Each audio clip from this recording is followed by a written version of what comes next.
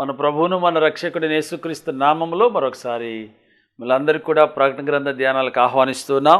పరిశుద్ధ బైబిల్ గ్రంథంలో నుంచి దేవుని యొక్క వాక్యాన్ని మనం చదువుకుందాం. ప్రభునందు ప్రియులారా, గత క్లాసులో మనం ప్రకటన గ్రంథం 9వ అధ్యాయం 13-14 వచనాలు చదువుకున్నాం.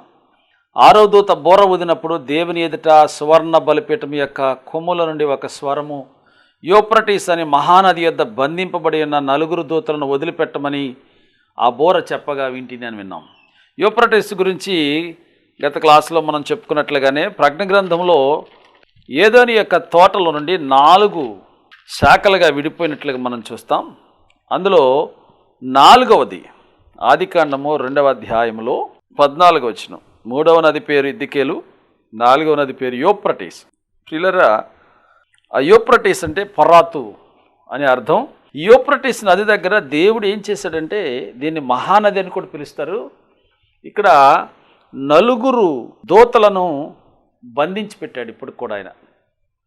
ఎందుకంటే యూఫ్రటీస్ నదిలో నుంచే అనేక సైంటిఫికల్గా రకరకాలైనటువంటి విజ్ఞాన సంబంధమైన విషయాల మీద పరిశోధన జరిగినప్పుడు ఈ ప్రపంచంలో ఉన్న అన్ని మతాలు కూడా అక్కడే పుట్టినాయని అనేకమైనటువంటి శాస్త్రవేత్తలు తెలియచేశారు.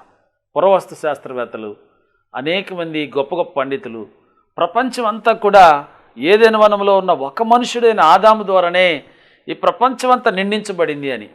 నేను ఇలా చెప్తున్నప్పుడు మీకు ఒక డౌట్ వస్తుంది. అదేంటంటే, మరి ఆదాముకి కుమారుడు కయ్యను, హేబేలుని చంపేశాడు కయ్యను. మరి కయ్యనికి భార్య ఎక్కడి నుంచి వచ్చిందని చాలామంది అడుగుతూ ఉంటారు. ఖచ్చితంగా కొన్ని విషయాలు మాత్రమే పరిశుద్ధ బైబిల్ గ్రంథంలో రాయబడి, కొన్ని కోట్ల సంవత్సరాల చరిత్రను కొన్ని వేల సంవత్సరాలు అయిపోయిన తర్వాత దేవుడు చెప్పగా ఎత్తి రాసిన పుస్తకం ఇది. అంతే తప్ప మానవ జ్ఞానంతో మనుషులను ఏ విధంగా గెలవగలమో అని తర్వాత రాయబడిన పుస్తకాల్లో ఆ జ్ఞానాన్ని మనం చూస్తాం. కానీ ఇది దేవుడు చెప్పగా మానవులకు అవసరమైన కొన్ని సంఘటనలు మాత్రమే గ్రంథస్థం చేయబడ్డాయి. అప్పటికి మోషే రాశాడు. మోషే ఎన్నవాడు మీరు ఆలోచన చేస్తే కొన్ని వేల లక్షల సంవత్సరాల తర్వాత మనం చదువుకుంటా ఉన్నాం ఇది. అందుకని ఖచ్చితంగా కుమార్తెనే చేసుకున్నాడు, అంటే చెల్లినే చేసుకున్నాడు. అప్పుడు వాయు వరుసలు లేవు, వాళ్ళకి నాగరికత లేదు. అది అమాయక యుగం అంటారు దాన్ని, అమాయక యుగం అది. మరి ఆ విధంగానే ప్రపంచం అంతా కూడా మరి ఈనాటి సమాజానికి, ఈనాటి సమాజంలో అనేక మతాలలో ఉన్న కట్టుబాట్లు, పద్ధతులు, ట్రెడిషన్స్, ఇవన్నీ కూడా సంస్కృతి సాంప్రదాయాల తర్వాత వచ్చినాయి, అప్పుడు లేవు. మీరు ఇంతెందుకు పెండ్లి కుమారుడు పెండ్లి కుమార్తె అని కార్డులో వేస్తారు. పెండ్లి అని తీస్తే కుమారుడు కుమార్తెకి వివాహం చేస్తున్నారు. మీరు చూడండి ఒకసారి కార్డు, మీ కార్డులో ఒకసారి మీరు వేసిన కార్డు, పెళ్లి కార్డులు ఉంటే మీ అబ్బాయి మీ అమ్మాయిలో పెండ్లి అని తీసేయండి. పెళ్లి కొడుకు ముందు, పెళ్లి కుమార్తె ముందు. అప్పుడు ఏముంటుంది? కుమారుడు కుమార్తె, అంతే. పైపించి మనం ఏం చెప్తాం? చి అంటాం. చిరంజీవి అని రాయొచ్చు, కానీ చి, పెండ్లి కుమారుడు చి అని అప్పుడు పెడతాం. మళ్ళీ వచ్చేటప్పటికి పెండ్లి కుమార్తె చి చౌ అంటాం. కానీ అంత నాగరికత అప్పుడు లేదు. కాబట్టి ఒక మానవుని ద్వారానే ఈ ప్రపంచం అంతా ఎలా ఉద్భవించింది అనే విషయం నాస్తికులు కూడా ఒప్పుకోవాల్సిందే. అంతేగాని కోతుల నుండి వచ్చారు అని అంటే, ఈ మధ్యకాలంలో కోతులకు ఊడిపోయిన తోకలు ఎక్కడ ఉన్నాయో వాళ్ళు చెప్పాల్సి ఉంటుంది. బైబిల్ ఎందుకు అనేకలను ప్రభావితం చేసిందంటే, దేవుడు తన పోలికలో తన స్వారూప్యం చొప్పున మానవుని తయారు చేశాడు. నీ కులం ఏదైనా, నీ గోత్రం ఏదైనా, నువ్వు ఎవడమైనా సరే, ప్రపంచంలో ఎంత గొప్పవాడైనా సరే, నువ్వు దేవుని ప్రణాళికవు, కనబడని దేవుని ప్రతిబింబానివి. నీ జన్మ కారణ జన్మ ఉంది. దేవుడు ప్రతి వస్తువును దాని పని కొరకు నియమిస్తాడని ఎన్నో నిగూఢమైన సత్యాలు బైబిల్లో రాయబడ్డాయి. నాశనం చేయడానికి సృష్టించిన వాడిని సృష్టించిన వాడు దేవుడే, మేలు చేయడానికి చేసేవాడిని చేసిన వాడు దేవుడే, పేదవాడిని సృష్టించిన వాడు దేవుడే, ఐశ్వర్యవంతుని సృష్టించిన వాడు కూడా దేవుడే. ఇద్దరు కలిసే ఉంటారు. కాబట్టి సుఖదుఖములు రెండింటిని కూడా దేవుడు జతపరిచి ఉన్నాడని ప్రసంగి గ్రంథకర్త రాస్తాడు. నా ప్రియ సహోదరి సహోదరులరా, యూఫ్రటీస్ మహానది యొద్ద భయంకరమైన 4 దూతలను దేవుడు కట్టేశాడు, బంధించేశాడు. వాళ్ళని బంధించకపోతే వాళ్ళు ఈ ప్రపంచం దేవుడి మీద విశ్వాసం లేకుండా పాడు చేసేవాళ్ళు. ఆ సమయంలో దేవుడు ఏం చేస్తున్నాడంటే, మహాశ్రమల కాలంలో దేవుడు ఆ 4 దూతలను వదిలేయమని చెప్పాడు. ఆ 4 దూతలను వదిలిపెట్టమని ఆ బోర ఊదుతున్న దేవదూతకు చెప్పినప్పుడు దేవుని బిడ్డలారా 9వ అధ్యాయం 16వ వచనం, గుర్రపు రౌతుల సైన్యముల లెక్క 20 కోట్లు, వారి లెక్క అంతా అని నేను వింటిని. 20 కోట్ల మంది సైన్యాన్ని దేవుడు అక్కడ చూపిస్తూ ఉన్నాడు. 20 కోట్ల మంది సైన్యం అంటండి. మరియు నాకు కలిగిన దర్శనమంది ఇలాగ చూచితిని. 17వ వచనం, ఆ గుర్రములకును వాటి మీద కూర్చున్న వారికి నిప్పు వలె ఎరుపు వర్ణము, నీలవర్ణము, గంధవర్గముల మైమరువు లాంటిది ఉండెను. ఆ గుర్రపు తలలు సింహపు తలల వంటివి, వాటి నోళ్లలో నుండి అగ్ని ధూమగంధములు బయలు వెదలుచుండెను. 18వ వచనం, ఈ 3 దెబ్బల చేత వానికి వీటి నోళ్లలో నుండి బయలు వెల్లడుచున్న అగ్ని గంధకముల చేత మనుషులలో 3వ భాగం చంపబడెను. ఆ గుర్రముల బలం వాటికి నోళ్ల ఎందును వాటి తోకల ఎందును ఉన్నది. ఎందుకనగా వాటి తోకలు పాముల వలె ఉండి తలలవైనందున వాటి చేత హాని చేయను. ఈ దెబ్బల చేత చావక మిగిలి ఉన్న జనులు దయ్యములను చూడను, వినను, నడవను శక్తి లేనివై బంగారు, వెండి, కంచు, రాయి, కర్రలచా చేయబడిన హస్తకృతములైన విగ్రహములను పూజింపకుండా విడిచిపెట్టినట్లు మారు మనసు పొందలేదు. మరియు తాము చేయుచున్న నరహత్యులను, మాయామంత్రములను, జార చోరతత్వములను చేయకున్నట్లు వారికి మారు మనసు పొందిన వారికి దేవుడు వారికి అవకాశం ఇచ్చాడు. God given as a good opportunity. అనేక ఆపర్చునిటీస్ దేవుడు ఇస్తూ ఉంటాడు. మానవులకు కూడా అలాంటి అవకాశాలు ఇచ్చాడు, కానీ వారు మారు మనసు పొందిన వారు కదా. మారు మనసు అంటే మనసును మార్చుకున్న వాళ్ళు కాదు. నీకు మారు మనసు అంటే ఎలా వస్తుంది? నీ పాపం విషయమై పశ్చాత్తాపడినప్పుడు ఏది తప్పో ఏది తప్పు కాదో ఆ జ్ఞానం దేవుడు మానవుని యొక్క హృదయంలో ఇచ్చాడు. ఆ వివేచన జ్ఞానాన్ని దేవుడు ఇస్తాడు. నీ పిల్లలకు ఏది మంచో ఏది చెడో వాళ్ళకి నువ్వు తెలియచేయాలి. పుట్టగానే అంత గొప్ప జ్ఞానవంతులు కాలేరు. అందుకే ఫస్ట్ క్లాస్ నుంచి మనం పిల్లలకు కావాల్సిన స్టడీని ఇస్తూ ఉంటాం. ఒకేసారి వాళ్ళకి 10th క్లాస్ చెప్పలేం మనం. అంటే ఆ వాతావరణాన్ని బట్టి, ఆ అట్మాస్ఫియర్ని బట్టి, పిల్లలు పెరుగుతున్న వాతావరణంలో ఏది మంచో ఏది చెడో నువ్వు చెప్పకపోతే వాళ్ళకి తెలియదు. చెడు కూడా మంచే అనుకుంటారు. అందుకని కొంతమంది తల్లిదండ్రులు పిల్లలను ఖండించరు. మన ఇళ్ళకి వస్తారు, అవన్నీ గెలుగుతూ ఉంటారు, ఏదో ఒకటి పడేస్తారు, ఎక్కడికి వెళ్ళినా ఏదో ఒక సమస్య తీసుకొస్తూ ఉంటారు. కారణం ఏంటంటే ఆ పిల్లలు భయభక్తులు లేని పిల్లలు. నీ పిల్లలకు భయము భక్తి నేర్పించాలి. నానొస్తున్నాడు, భయం నేర్పించాలి. అమ్మేమనంటది, భయం నేర్పించాలి. మేనమామ వస్తున్నాడు, భయం నేర్పించాలి. మాస్టర్ వస్తున్నారు, భయం నేర్పించాలి. ఇదిగో పాస్టర్ గారు వస్తున్నారు, పెద్ద ఆయన వస్తున్నారు, బిషప్ గారు వస్తున్నారు అని భయం. నేను ఎవరికి భయపడలే అంటారు. మనం నేర్పిస్తున్నాం. మన యొక్క ట్రెడిషన్లో గొప్ప సంగతి ఏంటంటే పెద్దలను గౌరవించడం. ఇది నాన్న పెద్దలను ఎవరు గౌరవించట్లేదు వేరే విషయం, కానీ తల్లిదండ్రులను గౌరవించడం, గురువులను పూజించడం, ఇది మనకి చిన్నప్పటి నుంచి కూడా మనం నేర్చుకున్నాం. మన బడుల్లో మనం నేర్చుకున్నటువంటి ప్రియులారా, దేవుని వాక్యం బోధిస్తూ ఉంది. ఒక దినాన ఈ ప్రపంచం ఏ విధంగా నాశనం కాకపోతూ ఉందో. కాబట్టి మారు మనసు అంటది. మనుషులు నరహత్యలు చేస్తున్నారు, కొట్టడాలు, కారణం లేకుండా మర్డర్స్ జరుగుతూ ఉన్నాయి.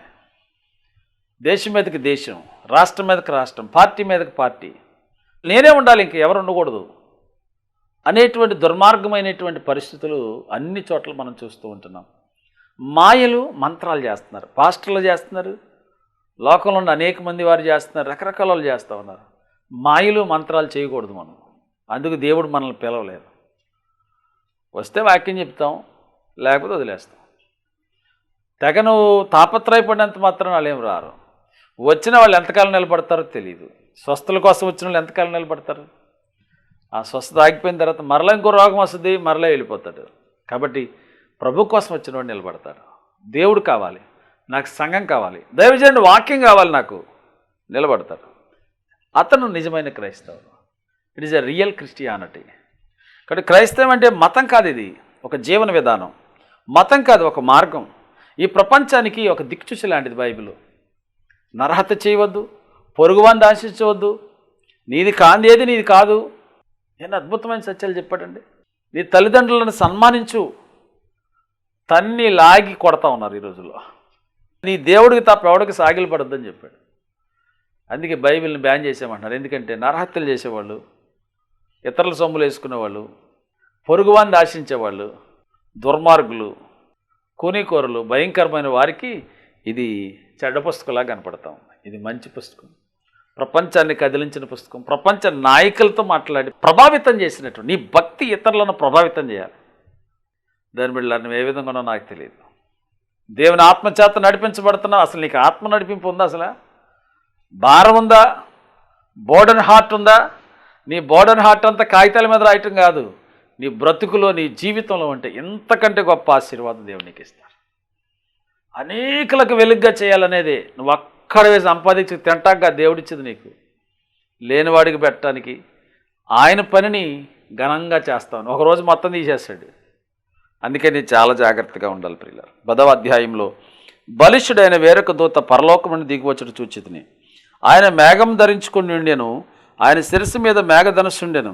ఆయన ముఖము సూర్యబింబం వలె, ఆయన పాదములు అగ్నిస్తంభం వలె ఉండెను. ఆయన చేతిలో విప్పబడి ఉన్న ఒక చిన్న పుస్తకం ఉండెను. ఆయన తన కుడిపాదము సముద్రం మీదను, ఎడమ పాదం భూమి మీదను మోపి సింహము గర్జించినట్లు గొప్ప శబ్దముతో ఆర్భాటించెను. ఆర్భాటించినప్పుడు 7 ఉరుములు వాటి శబ్దములను పలికెను. ఆ 7 ఉరుములు పలికినప్పుడు నేను రాయిచుండగా 7 ఉరుములు పలికిన సంగతులను ముద్రవేయము, వాటిని రాయవద్దని పరలోకం ఒక స్వరం పలుకుట వింటిని. కాబట్టి ప్రియులరా, మరి ఒక అద్భుతమైనటువంటి ఒక బలిష్ఠుడైన బలమైన ఒక ఏంజల్, ఒక దూతను చూశాడు. సముద్రం మీద ఒక్కాలు, భూమి మీద ఒక్కాలు వేసాడు. అప్పుడు ఏం జరిగిందనంటే, ఉరుములు, భయంకరమైనటువంటి ఉరుములు ఉరిమాయి. 7 రకాలైనటువంటి ఉరుములు ఉరిమాయి. శబ్దం వచ్చింది. దేవుని బిడ్డలారా, దేవుని యొక్క వాక్యాన్ని వింటున్నాం. ఒక స్వరం వింటున్నాడు. నేను రాద్దాం అనుకున్నాడంట. ఆ 7 ఉరుముల శబ్దాన్ని రాయవద్దు, ముద్ర వేయము ఈ సంగతులని పరలోకంలో ఒక శబ్దం విన్నాడు. 5వ వచనం, మరి సముద్రం మీద భూమి మీద నిలిచి ఉండగా నేను చూచిన ఆ దూత తన కుడిచి ఆకాశం తట్టు ఎత్తి పరలోకమును, అందులో ఉన్న వాటిని, భూమిని, అందులో ఉన్న వాటిని, సముద్రమును, అందులో ఉన్న వాటిని సృష్టించిన యుగయుగములు జీవించిన వానితోడు ఒట్టు పెట్టుకొని ఇక ఆలస్యం ఉండదు కానీ 7వ దూత పలుకు దినములలో అతడు బోర ఊదబోచుండగా అతడు తన దాసులకు ప్రవక్తలు తెలిపిన సువార్త ప్రకారం దేవుని మర్మము సమాప్తమగునని చెప్పాడు. ఏ సువార్తనైతే దేవుడు మనకు అప్పగించాడో ఆ దేవుని మర్మం అక్కడితో సమాప్తం అవుతుందని చెప్పాడు. ప్రభునందు ప్రియులరా, దేవుని లేఖనాల్లో చూస్తూ ఉన్నాం. సమస్తమును సృష్టించిన వాడు, యుగయుగాలు జీవించేవాడు. దేవుడు అంటే కొన్నాళ్ళు జీవించిన వాడు కాదు. దేవుడు అంటే మనం ఎన్నుకున్నవాడు కాదు, మనకిష్టమైన రీతిలో చేసుకున్నవాడు కాదు. మనుషులను చేసిన దేవుడు ఉన్నాడు, మానవుల చేత చేయబడిన దేవుళ్ళు కూడా ఉన్నారు. ఈయన ఆది సంభూతుడు, సృష్టికర్త, సర్వశక్తి కలిగినటువంటి దేవుడు, సర్వాధికారములు కలిగినటువంటి దేవుడు. ఆలోచించే దేవుని బిడ్డలారా, దేవుని వాక్యాన్ని నేను మీకు జ్ఞాపకం చేస్తూ ఉన్నాను.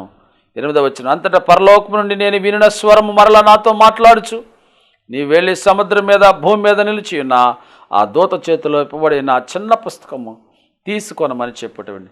ఆ చిన్న పుస్తకాన్ని విప్పినప్పుడు ఎంత అద్భుతమైన సంఘటన జరిగింది. దేవుని సన్నిధిలో మనం చూస్తూ ఉన్నాం. మరి దానిని ఇమ్మని అడిగినప్పుడు, దీన్ని తీసుకొని తిను, అది నీ కడుపుకు చేదగును కానీ నీ నోటికి తేనె వలె మధురంగా ఉండునని నాతో చెప్పాను. అంతటా నేను ఆ చిన్న పుస్తకం చేతిలోని తీసుకున్నాడు. ఆయన తినేశాడు. తినప్పుడు తర్వాత కడుపు అంతా కూడా చేదైంది, నోరు మాత్రం మధురంగా ఉంది. అప్పుడు వారు నీ ప్రజల గురించి, జనము గురించి, ఆయా భాషలు మాట్లాడు వారిని గురించి, అనేక మంది రాజులను గురించి మరలా ప్రవచింప నగత్యమని నాతో చెప్పారు. కాబట్టి ప్రభునందు ప్రియులారా, దేవుని యొక్క వాక్యాన్ని నేను మీకు జ్ఞాపకం చేస్తూ ఉన్నాను. పరిశుద్ధ బైబిల్ గ్రంథం మనకి ఇలా బోధిస్తూ ఉంది. దేవుని యొక్క లేఖనాలను మనం చూసినప్పుడు ఆయన సృష్టికర్త అయిన దేవుడు, సర్వాధికారం కలిగినటువంటి దేవుడు. ఆయన అధికారాన్ని ప్రజలకు దీవెనకరంగా, ఆశీర్వాదకరంగా అనుగ్రహించాలని ఆశిస్తాం. 11వ అధ్యాయాన్ని కనుక మనం చూసినట్లయితే, మరి ఒకడు చేతికర్ర వంటి కొలకర్ర నాకు ఇచ్చి, నీవు లేచి దేవుని ఆలయమును బలిపీఠమును కొలత వేసి ఆలయములో పూజించే వారిని లెక్క పెట్టుమంటున్నాడు. అంటే ఫుట్నోట్లో మూల భాషలో దేవుని ఆలయమును బలిపీఠమును అందులో పూజించే వారిని కొలత వేయము. ఎంతమంది చర్చికి వస్తున్నారు? కొంతమంది పాటలు పాడేటప్పుడు వస్తారు, వాక్యం చెప్పినప్పుడు వెళ్ళిపోతారు. కొంతమంది పాటలు అయిన తర్వాత వస్తారు, వచ్చిన కంటే నిద్రపోతూ ఉంటారు. దేవుని వాక్యం చెప్తా ఉంది, ఒకడు చేతి కర్ర వంటి కర్ర నాకు ఇచ్చి, నీవు లేచి దేవుని ఆలయమును బలిపీఠమును, దేవుని ఆలయాన్ని బలిపీఠాన్ని కూడా కొలత వేయమని చెప్పాడు. నువ్వు ఏ కొలతతో ఇస్తావో అదే కొలత నీకు కొలవబడుతుందని చెప్పాడు. కాబట్టి ఎంత కొలత అంటే ఎంతమంది ఉన్నారు, నిజమైన వాళ్ళు ఎంతమంది ఉన్నారు, ఏమిటి అని కొలత దేవుడు కూడా అనేక సార్లు మనల్ని పరిశీలన చేస్తూ ఉంటాడు. చూడండి ప్రియులరా, ఆలయమునకు వెలుపట ఆవరణమున కొలత వేయక విడిచిపెట్టుము, అది అన్యులకి ఇవ్వడును. వారు 42 నెలలు పరిశుద్ధ పట్టణమును కాలితో తొక్కుదురు. 42 నెలలు అంటే 1200 రోజులు. పరిశుద్ధ దేవాలయాన్ని యెరూషలేం పట్టణాన్ని అన్యుల చేతికి అప్పగిస్తానంటున్నాడు. అంటే అన్యరాజు వచ్చినప్పుడు, అంత్యక్రీస్తు వచ్చినప్పుడు దేవుడు వారికి అప్పగిస్తానంటున్నాడు. అన్యులు కాళ్ళతో తొక్కుతారంట దాన్ని. అంటే దేవుడు ఎక్కడున్నాడు రమ్మనండి అని నీరో చక్రవర్తిలాగా, ఇంకా భయంకరమైన రీతిలో ఉన్నటువంటి దేవునికి వ్యతిరేకమైన చక్రవర్తుల వలె, రోమా సైనికుల్లాగా, రోమా చక్రవర్తుల వలె వారు మాట్లాడతారని లేఖనాల్లో రాయబడింది. నేను నా యొద్ద 2 సాక్షులకు అధికారం ఇచ్చేదను, వారు గోనెపట్ట ధరించుకొని 1260 దినాలు ప్రవచిస్తారు. 42 నెలలు పరిశుద్ధ పట్టణాన్ని కాలుతూ తొక్కుతారు. 1200 రోజులు వారు ప్రవశిస్తారట. వీరు భూలోకమునకు ప్రభు అయిన వాని ఎదుట నిలిచి ఉన్న 2 ఒలీవ చెట్లను దీపస్తంభములై ఉన్నారు. దేవుని బిడ్డలారా, ఇద్దరు గురించి రాస్తూ ఉన్నాడు. వీరు ఇలా వాక్యం చెప్తా ఉన్నప్పుడు, ఎవడు వారికి హాని చేయనుద్దేశించిన వారి నోట నుండి అగ్ని బయలువెడలను, వాని శత్రువులు దహించివేయను గనుక ఎవడు వారికి హాని చేయనుద్దేశించిన ఎడల అలాగు వాడు చంపబడవలను. తాము ప్రవచింపు దినములు వర్షము కురవకుండా ఆకాశం ముయ్యుటకు వారికి అధికారం ఇవ్వబడింది. వారికి ఇష్టమైనప్పుడల్లా నీళ్లు రక్తంగా చేయడానికి, నానా విధములైన తెగులు చేత భూమిని బాధించడానికి వారికి అధికారం ఇచ్చారు. అంటే 2 ఒలీవ చెట్లు ఎవరు అని అంటే, బైబిల్ పండితుల్లో అనేకమైనటువంటి ఆలోచనలు ఉన్నాయి. ఇక్కడ మనం లేఖనాన్ని గనుక తీసుకున్నట్లయితే, ఏలియా దినాల్లో ఏం జరిగిందంటే 3.5 సంవత్సరాలు వర్షం కురవకుండా ఆయన ప్రార్థన చేశాడు. మరలా ప్రార్థన చేసినప్పుడు నీతిమంతుని విజ్ఞాపన బహుబలము కలిగినది కనుక దేవుడు ఆలకించి మరలా వారికి వర్షాన్ని నీళ్ళనిచ్చాడు. అలాగూ ఏలియా చేసిన సంఘటనలు ఉన్నాయి. రెండవదిగా నీళ్లు రక్తంగా మార్చడానికి అధికారం ఉందంటే, నీరు రక్తంగా మారింది ఎక్కడంటే మోషే కాలంలో. కాబట్టి మొదటి యొక్క సందర్భం మనం చూస్తాం. ఒకటి ఏలియా, రెండవది మోషే అని మనం అర్థం చేసుకోగలం. వారి సాక్ష్యము చెప్పుట ముగియగానే అగాధములో ఉండొచ్చి క్రూర మృగం యుద్ధము చేసి జయించి వారిని చంపును. వారి సాక్ష్యం దేవుడు 1200 దినాలు ఈ ప్రజలకి ఇంకా అవకాశం ఇస్తాడు. వారు ప్రపంచమంతా తిరిగి దేవుని సేవ చేస్తారు, దేవుని సువార్తను ప్రకటిస్తారు, యేసు నిజదేవుడని ప్రకటిస్తున్నప్పుడు ఆ క్రూర మృగం ఒకటి అగాధములో నుండి వచ్చి ఒక క్రూర మృగం, అంటే ఆ క్రూర మృగమే అంత్యక్రీస్తు. క్రూర మృగం అనేది సింబాలిక్, ఒక గుర్తది. అంత్యక్రీస్తు ఎలా వస్తాడంటే ఒక క్రూర మృగం, ఖడ్గమృగములాగా వచ్చి ఇద్దరిని కూడా చంపేస్తారు. వారి శవములు మహాపట్నము సంత వీధుల్లో పడి ఉండును. వారి ఉపమాన రూపముగా సొదొమ అని ఐగుప్తు అని పేరు. అచ్చట వారి ప్రభు కూడా సిలువేయబడెను. వారి ప్రజలకు వంశస్థులకు ఆయా భాషలు మాట్లాడే వారికి జనములకును బంధించిన వారు 3 దినములన్నర వారి శవములను చూచుచు వారి శవములను సమాధిలో పెట్టనీయరు. ఆ 2 ప్రవక్తలు భూనివాసులను బాధించినందున భూనివాసులు వారి గతి చూసి సంతోషించుచు ఉత్సహించుచు ఒకరినొకడు కట్నములు పుచ్చుకొందురు. అయితే ఆ 3 దినములన్నర పిమ్మట దేవుని యొద్ద నుండి జీవాత్మ వచ్చి వారిలో ప్రవేశం. ఎలా చూస్తారు లోకం అంతా అంటే టీవీల ద్వారా, శాటిలైట్ ద్వారా, సెల్ ఫోన్ల ద్వారా చూస్తారు. అందుకే అప్పుడే దేవుడు రాయించాడు. ఇదంతా విజ్ఞానం బాగా పెరుగుతుంది కాబట్టి. సో మరలా చనిపోయారు అనుకున్నప్పుడు పరలోకం నుండి దేవుని జీవం వారిలోకి వచ్చే వాళ్ళు చచ్చిపోయిన శవాలు లేచి నుంచి ఉంటాయి.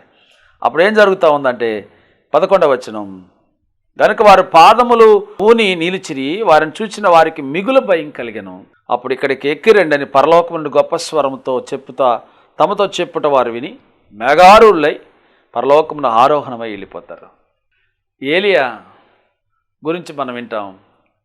ఏలియా చనిపోలేదు, శరీరాన్ని ఈ లోకంలో పాతిపెట్టబడలేదు.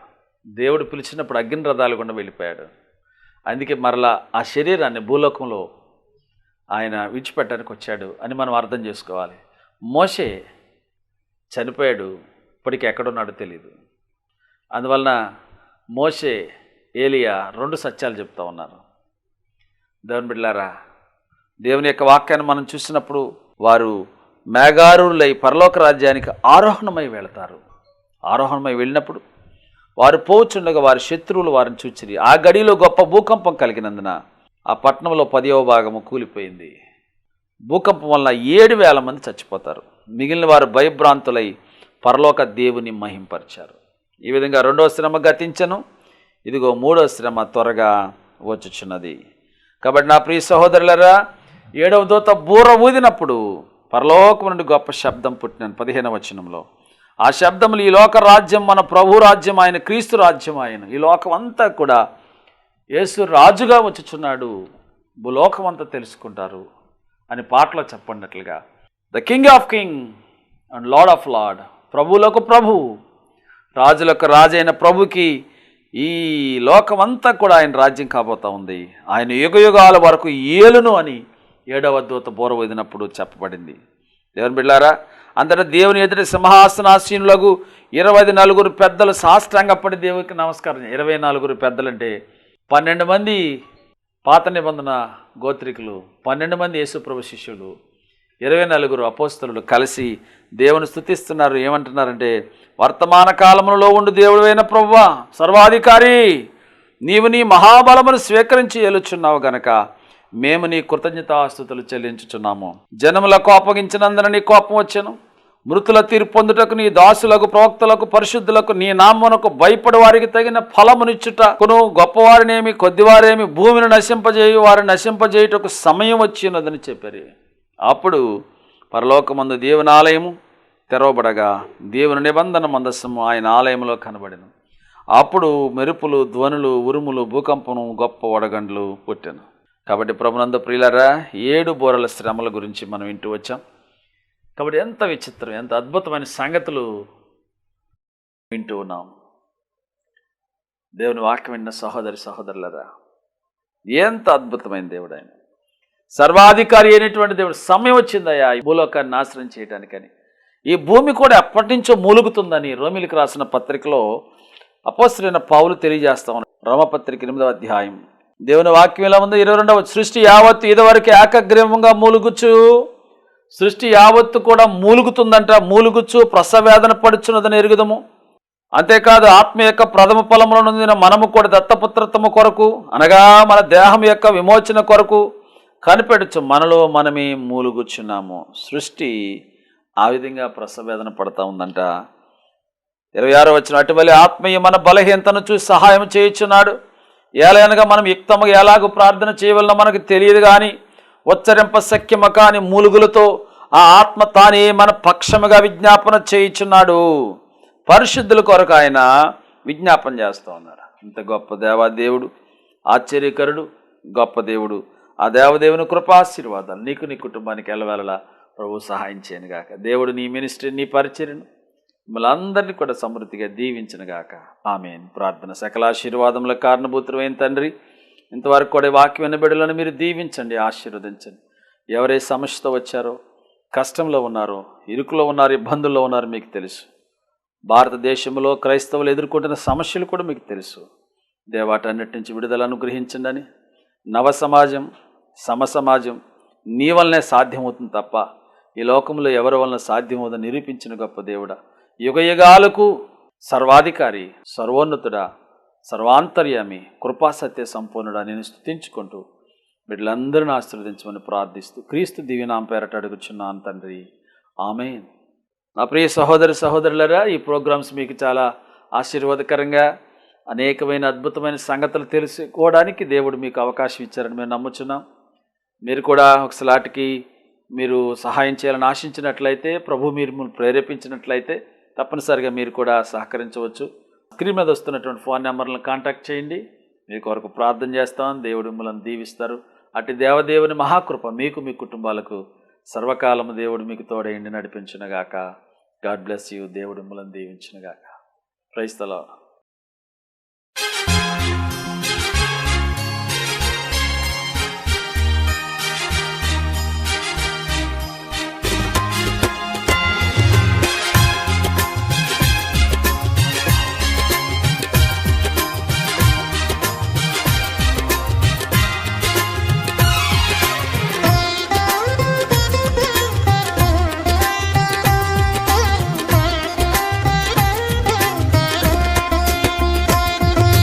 పరలోకమే నా అంతఃపురం, చేరాలనే నా తాపత్రయం.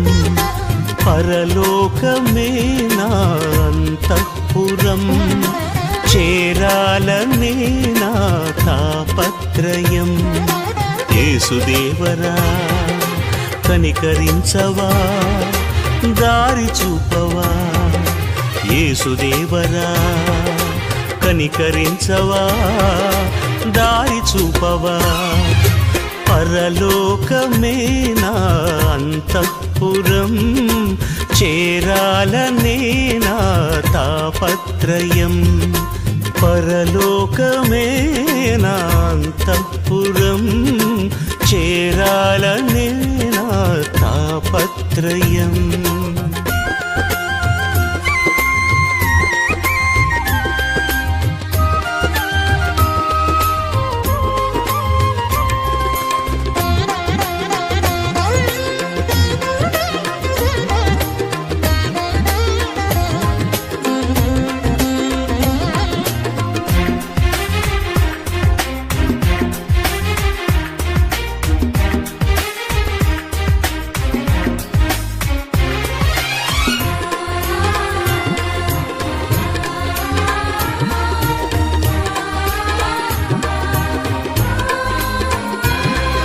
స్వల్పకాలమే ఈ లోక జీవితం, నా భవ్య జీవితం మహోజ్వలం. స్వల్పకాలమే ఈ లోక జీవితం, మన భవ్య జీవితం మహోజ్వలం. మజిలీలు దాటే మనోబలం, నీ మహిమ చూసే మధుర క్షణం. మజిలీలు దాటే మనోబలం, నీ మహిమ చూసే మధుర క్షణం. వీక్షించు కన్నులు విశ్వాస జీవితం నాకు ఇయ్యవా. వీక్షించు కన్నులు విశ్వాస జీవితం నాకు ఇయ్యవా. పరలోకమే నా అంతఃపురం, చేరాలనే నా తాపత్రయం. పరలోకమే నా అంతఃపురం, చేరాలనే నా తాపత్రయం.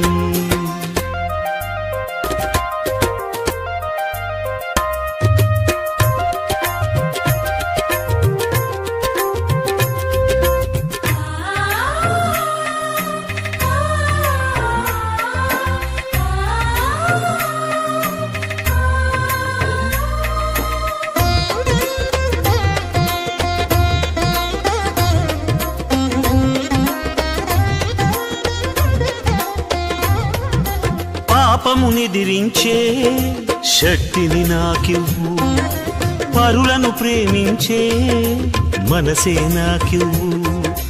పాపమునిదిరించే శక్తిని నాకివ్వు, పరులను ప్రేమించే మనసే నాకివ్వు. ఉద్రేకపరచే దురాత్మను ఎదిరించి పోరాడే శుద్ధాత్మను. ఉద్రేకపరచే దురాత్మను ఎదిరించి పోరాడే శుద్ధాత్మను. మోకాళ్ళ జీవితం కన్నీటి అనుభవం నాకు నేర్పవా. మోకాళ్ళ జీవితం కన్నీటి అనుభవం నాకు నేర్పవా. పరలోకమే నా అంతఃపురం, చేరాలనే నా తాపత్రయం. పరలోకమే నా అంతఃపురం, చేరాలనే నా తాపత్రయం. యేసుదేవరా కనికరించవా, దారి చూపవా. యేసుదేవరా కనికరించవా, దారి చూపవా. పరలోకమే నా అంతఃపురం, చేరాలనే నా తాపత్రయం.